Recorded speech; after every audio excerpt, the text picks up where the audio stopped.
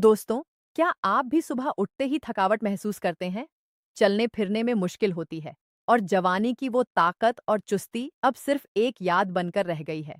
अगर मैं आपसे कहूं कि सिर्फ एक चुटकी पाउडर, जी हाँ, सिर्फ एक छोटी सी चुटकी, जिसे आप अपनी रोजमर्रा की आम दूध वाली चाय में मिलाकर पी लें, तो ये कमजोरी, ये लड़खड़ाहट और बढ़ती उम्र की थकन आहिस्ता आहिस्ता कम होना शुरू हो सकती है। गड़खड़ाहट और बढ़ती उम्र की थकन आहिस्ता आहिस्ता कम होना शुरू हो सकती है। जरा सोचिए, एक वक्त था जब आप तेजी से चलते थे, सीढ़ियां बगैर सहारे के चढ़ते उतरते थे और बच्चों पोतों के साथ खेलते हुए थकते भी नहीं थे। लेकिन आज घुटनों का दर्द, टांगों की कमजोरी और जिस्म की थकन इंसान को मजबूर कर देती है कि दीवार या लाठी का सहारा लेना पड़ जाए। दिल तो अभी चाहता है कि बाहर निकलें, चलें फिरें, हंसें खेलें, मगर जिस्म साथ नहीं देता। और जब जवानी के वो दिन याद आते हैं, तो दिल से यही आवाज निकलती है, काश वो ताकत दोबारा वापस आ जाए। आज की वीडियो में मैं आपको एक ऐसा आसान और कुदरती घरेलू तरीका बताने वाली हूँ, जिसमें सिर्फ एक छुटकी पाउडर रोजाना इस्तेमाल करने से जिस्म को ताकत मिल सकती है, कमजोरी कम हो सकती है और जोड़ों की तकलीफ में भी आराम आ सकता है।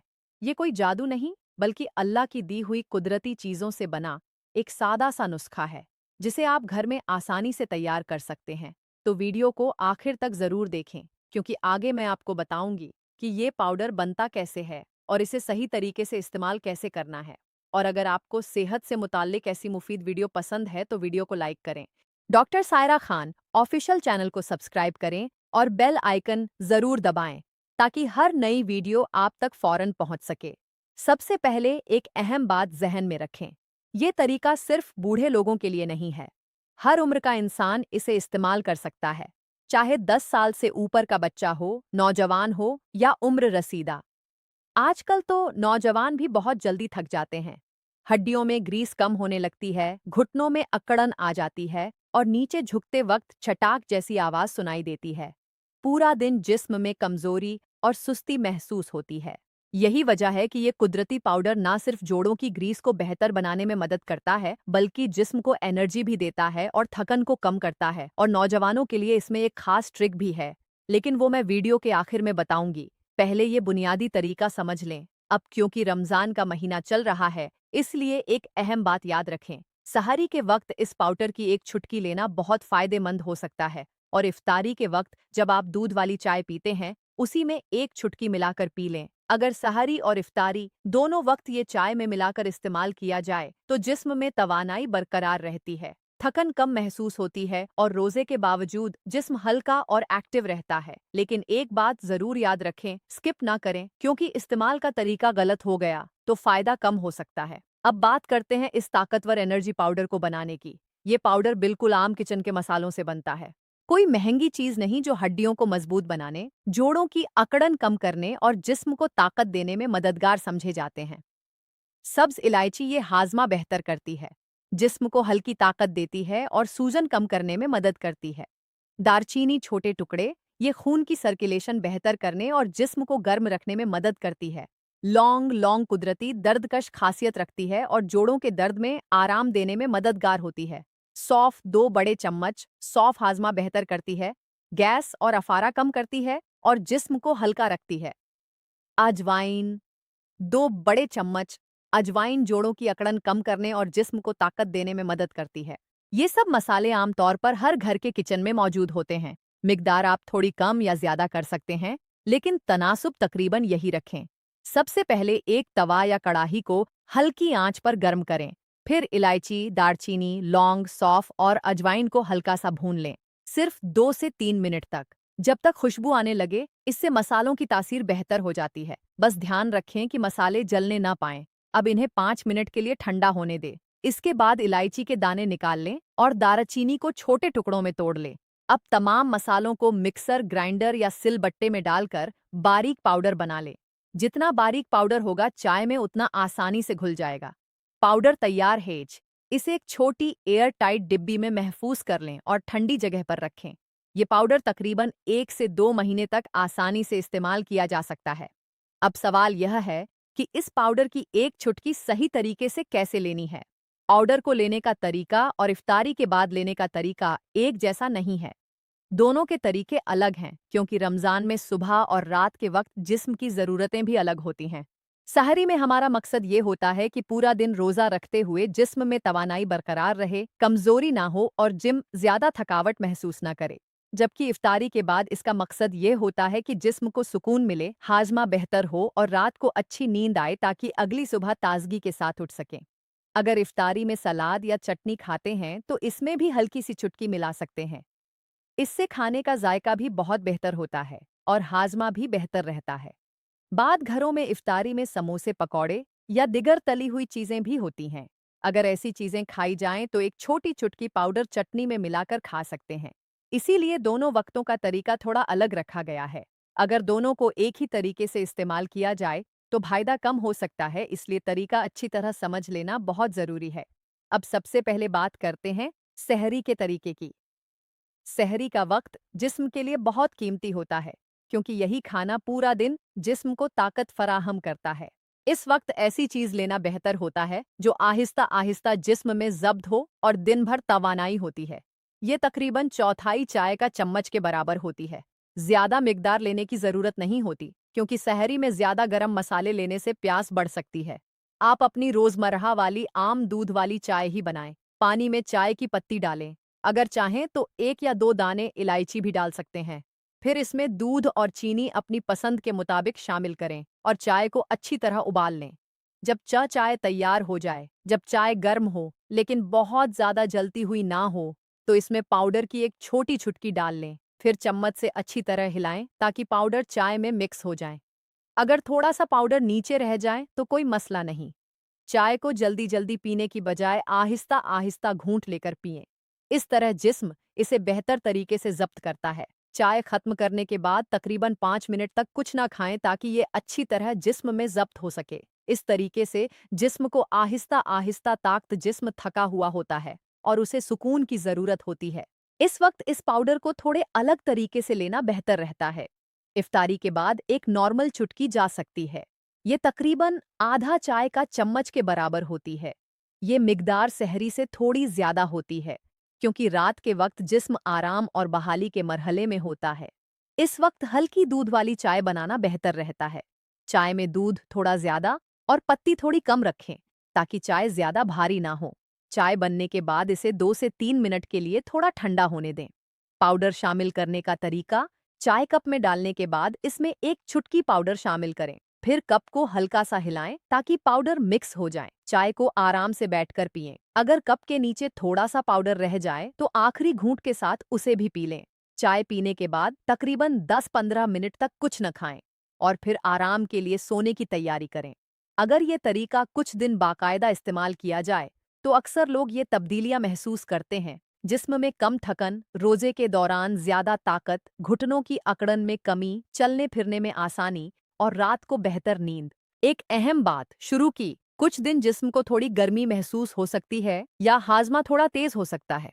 ये आम बात है क्योंकि जिस्म नए मसालों के साथ एडजस्ट हो रहा होता है। अगर किसी को लौंग या दालचीनी से एलर्जी हो तो पहले बहुत कम मिकदार से शुरू करना बेहतर है। इसी को लौंग या दालचीनी से एलर्जी हो तो पहले बहुत कम मिकदार से शुरू करना बेहतर है। दोस्तों, एक अहम बात याद रखें, ये पाउडर सिर्फ चाय के साथ ही इस्तेमाल नहीं होता क्योंकि ये कुदरती मसालों से बना है। इसलिए इसे खानों और मशरूबात के साथ भी लिया जा सकता है। लेकिन कब लेना है, कितनी मिकदार लेनी है और किस चीज़ के साथ लेना है, ये समझना बहुत ज़रूरी है। अगर मिकदार ज़्यादा हो जाए या गलत तरीके से इस्तेमाल किया जाए तो फ़ायदा कम भी हो सकता है। इसीलिए अब मैं आपको तफसील से बताऊंगी कि रमज़ान में और रमज़ान के बाद इसे कैसे इस्तेमाल करना बेहतर रहता है। इफ्तारी का वक्त जिस्म के लिए बहुत ख़ास होता है।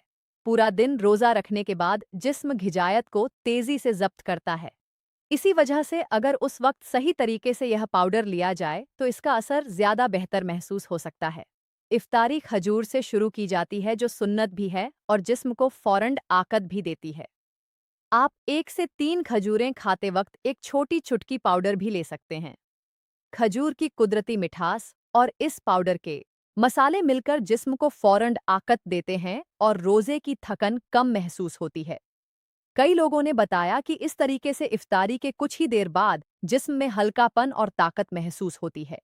अगर इफ्तारी में दही लस्सी या छाछ शामिल हो तो इसमें एक नॉर्मल छुटकी पाउडर मिलाकर पी सकते हैं। इसे अच्छी तरह चम्मच से हिलाएं ताकि पाउडर दही में मुकम्मल मिक्स हो जाए। दही की ठंडक और इस पाउडर की हल्की गर्म तासीर मिलकर जिस्म में तवाज़न पैदा करती है। यह तरीका खास तौर पर उन लोगों के लिए मुफीद समझा जाता है जिन्हें इफ्तारी के बाद गैस, अफारा या हाजमे की शिकायत होती है। अगर इफ्तारी में सलाद या चटनी खाते हैं तो इसमें भी हल्की सी छुटकी मिला सकते हैं।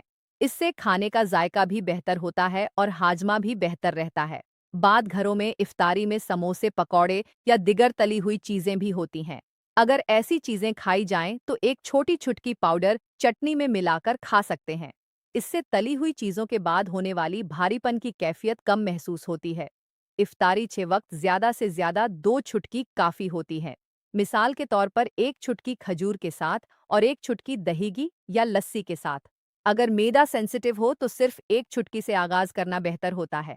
सहरी में मकसद ये होता है कि जिस्म को ऐसी ग़िज़ायत मिले जो आहिस्ता आहिस्ता ज़ब्त हो और पूरा दिन ताकत बरकरार रखें। इसीलिए सहरी में इस पाउडर को ऐसी चीज़ों के साथ लेना बेहतर है जो देर तक जिस्म को ताकत दे। सहरी के आखिर में एक ग्लास नीम गर्म पानी या दूध में एक छोटी चुटकी पाउडर मिलाकर पी सकते हैं। इसे अच्छी तरह हिलाएं और आहिस्ता आहिस्ता पिएं। इससे जिस्म में ताकत बरकरार रखने में मदद मिल सकती है। अगर सहरी में रोटी या पराठा खाते हैं तो एक टुकड़े पर हल्की सी चुटकी छिड़क कर खाया जा सकता है। अगर चाहें तो उस पर थोड़ा सा दही या घी लगाकर भी खा सकते हैं। इस तरह मसालों की खुशबू और जायका खाने के साथ अच्छी तरह मिल जाता है। अगर सहरी में अंडा, दाल या सब्जी हो तो उस पर भी एक छोटी चुटकी छिड़क सकते हैं। प्रोटीन वाली ग़िज़ा के साथ लेने से जिस्म को ताकत बेहतर तरीके से मिल सकती है। सहरी में ज़्यादा से ज़्यादा 1 से 1.5 चुटकी काफ़ी होती है। अगर रोज़े के दौरान प्यास ज़्यादा लगने लगे तो मिकदार कम कर देना बेहतर है। रमज़ान के बाद भी इस पाउडर को रोज़मर्रा की ग़िज़ा का हिस्सा बनाया जा सकता है। सुबह के वक्त सुबह की चाय या दूध में एक चुटकी मिलाकर पी सकते हैं या नाश्ते के साथ जैसे अंडा पराठा या दलिया में हल्का सा छिड़क सकते हैं। दोपहर के खाने के साथ अगर सलाद, दही या रायता हो तो इसमें एक चुटकी शामिल की जा सकती है। यह हाजमा बेहतर रखने में मददगार हो सकता है। शाम की चाय के साथ या रात के खाने के साथ भी एक चुटकी इस्तेमाल की जा सकती है। अगर सोने से पहले दूध पीते हैं तो आधी चुटकी दूध में मिलाकर लेना भी फायदेमंद समझा जाता है। आम दिनों में रोजाना 2 से 3 चुटकी काफी होती है। 50 साल से ज्यादा उम्र के अफराद ज्यादा से ज्यादा 3 से 4 चुटकी तक ले सकते हैं, जबकि नौजवानों के लिए 1 से 2 चुटकी काफी होती है। जो लोग इसे बाकायदा इस्तेमाल करते हैं, वो आम तौर पर कुछ दिनों में कुछ मुस्बत तब्दीलियां महसूस करते हैं, जैसे घुटनों की अकड़न में कमी, चलने फिरने में आसानी, जिस्म में कम थकन, हाजमा बेहतर होना और नींद का बेहतर होना। अगर इसे मुसलसल इस्तेमाल किया जाए तो कुछ हफ्तों में जिस्म में वाज़े फ़र्क महसूस हो सकता है दोस्तों। यह पाउडर जिस्म को अंदर से ताकत देता है, लेकिन अगर इसके साथ थोड़ी सी रोज़ाना हरकत भी शामिल कर ली जाए तो फ़ायदा कई गुना बढ़ जाता है। खास तौर पर बुजुर्ग अफराद के लिए जो घुटनों, कमर या कमजोरी की वजह से ज्यादा हरकत नहीं कर पाते, उनके लिए यह कुछ आसान एक्सरसाइज बहुत फायदेमंद हो सकती है। हर एक्सरसाइज सिर्फ कुछ मिनट लेती है, लेकिन बाकायदा करने से जिस्म में वाजे फर्क महसूस हो सकता है। एक्सरसाइज नंबर 1, कुर्सी पर बैठकर टांगों की हल्की वॉक। कुर्सी पर सीधे बैठ जाएं और पीठ सीधी रखें। अब दाहिनी टांग को घुटने से मोड़कर आहिस्ता आहिस्ता जमीन से थोड़ा ऊपर उठाएं। 2 से 3 सेकंड रोकें, फिर वापस नीचे रख दें। इसी तरह बाही टांग के साथ भी यही करें। यूं एक के बाद एक टांग उठाते जाएं, जैसे बैठे बैठे वॉक कर रहे हों। शुरू में हर टांग से 10 से 15 बार करें, फिर आहिस्ता आहिस्ता 30 तक बढ़ा सकते हैं। ये एक्सरसाइज घुटनों की हरकत बेहतर बनाती है, खून की सर्कुलेशन बढ़ाती है और टांगों में ताकत पैदा करती है। एक्सरसाइज नंबर 2, कुर्सी पर बैठकर हाथ उठाना। कुर्सी पर सीधे बैठ जाएं। दोनों हाथ सामने सीधे करें और आहिस्ता आहिस्ता ऊपर उठाएं, यहां तक कि सर के ऊपर पहुंच जाएं। 2 से 3 सेकंड रोकें और फिर आहिस्ता आहिस्ता नीचे ले आएं। सांस अंदर लेते हुए हाथ ऊपर उठाएं और सांस छोड़ते हुए नीचे लाएं। 8 से 12 बार। दरमियान में थोड़ा आराम ले सकते हैं। इससे कंधों और कमर की सख्ती कम होती है और ऊपरी जिस्म में खून की सर्कुलेशन बेहतर होती है। एक्सरसाइज नंबर 3, गर्दन और कंधों की हल्की घुमाव। कुर्सी पर सीधे बैठ जाएं। आहिस्ता आहिस्ता सर को दाहिनी तरफ झुकाएं, कुछ सेकंड रोकें, फिर बाईं तरफ करें। फिर सर को आहिस्ता आगे और पीछे की तरफ हरकत दें। इसके बाद कंधों को ऊपर उठाएं और आहिस्ता नीचे करें। फिर कंधों को आगे और पीछे की तरफ घुमाएं।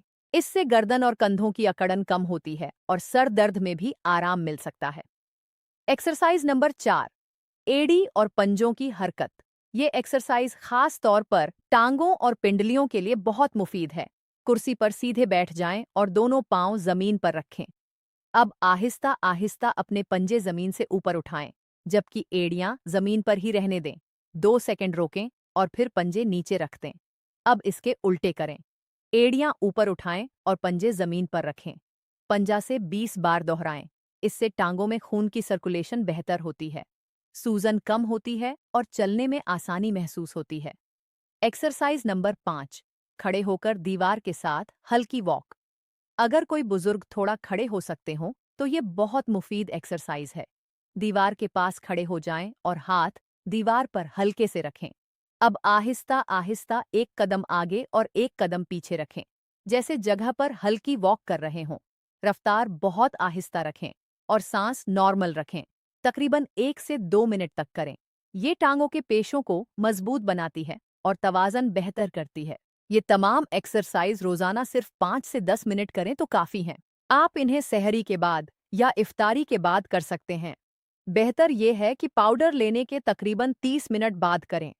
शुरू में आहिस्ता करें और अगर दर्द या तकलीफ महसूस हो तो पहिरन रुक जाएं। यही 3 चीज़ें बढ़ती उम्र की कमजोरी को कम करने में मददगार बन सकती हैं। मैं दुआ करती हूँ कि अल्लाह ताला आप सबको सेहत, ताकत और लंबी उम्र अता फरमाए। अगर वीडियो आपको मुफीद लगी हो तो वीडियो को लाइक करें और doctor Saira Khan official channel को सब्सक्राइब ज़रूर करें। और इस वीडियो को अपने वालिदैन और बुजुर्गों के साथ ज़रूर शेयर करें, क्योंकि कभी-कभी एक छोटी सी मालूमात भी किसी की ज़िंदगी बदल सकती है। और अगली वीडियो में मुलाकात होगी इंशाअल्लाह। अल्लाह हाफिज़।